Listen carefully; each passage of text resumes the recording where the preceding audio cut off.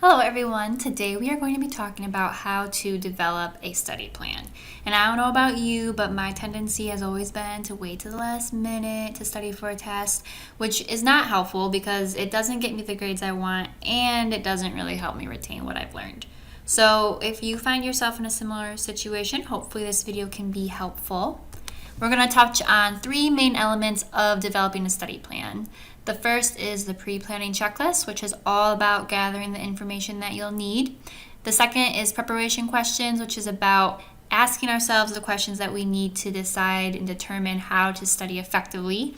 And then the last is nailing down the when, what, and how we plan to study. So this is the study plan that we will be using today. If you'd like access to this, feel free to find the link in the description below. But without further ado, let's get started. Like I mentioned, the pre-planning checklist is our first step in this process, and you'll see that the first item underneath that checklist is rearranging our schedules. So it's recommended that we start studying at least 7 days before a test. And you'll see we have one student's schedule pulled up here. You'll see that they have their meal time, their class time, and their work time all blocked off so that you can see when exactly their free time is. And we recommend that you do the same.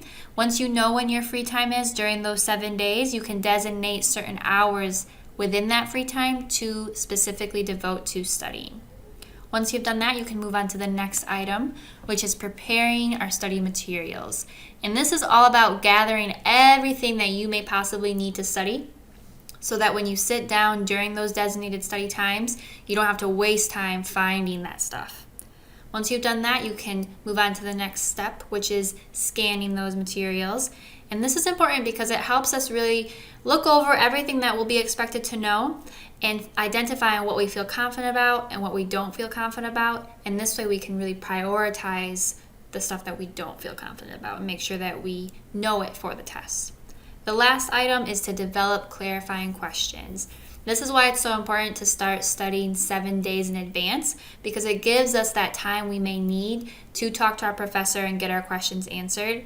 And this is crucial because we want to make sure that we're studying the material correctly. Once we've done that, we can move on to our next step, which is preparation questions. The first question is what topics will be on the test?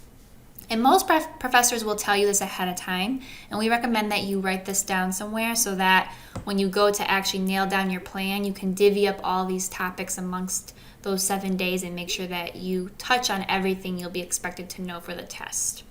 The next question is, what will I need to be able to do? And some professors will tell us this ahead of time, some professors won't. If your professors don't tell you this, we can infer kind of what we may have to do on the test based on the subject, whether it's a math class, an English class, etc., or based on what we've had to do in the class leading up to the test.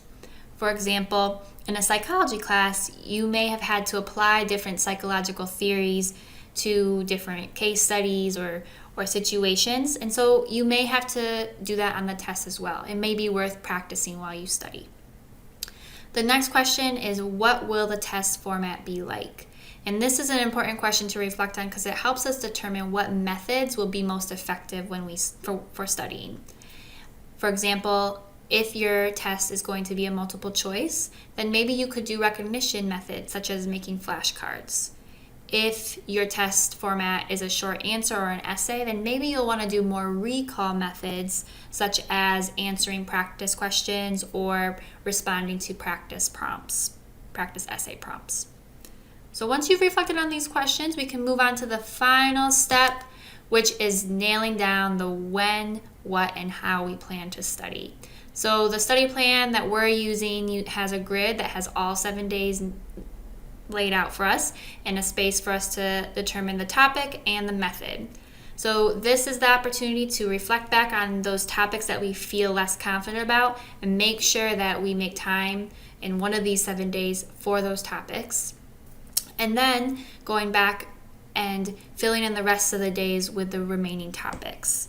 Once we've done that, we can move on to the method, which is determining how we plan to actually study those topics, whether that be creating flashcards, practicing answering questions from our textbook, or maybe even studying with a friend, whatever method you think will get you the results you want on the test. So it's important for us to have this plan because that way we know what to expect. And knowing what to expect really helps us feel more confident and less anxious about studying.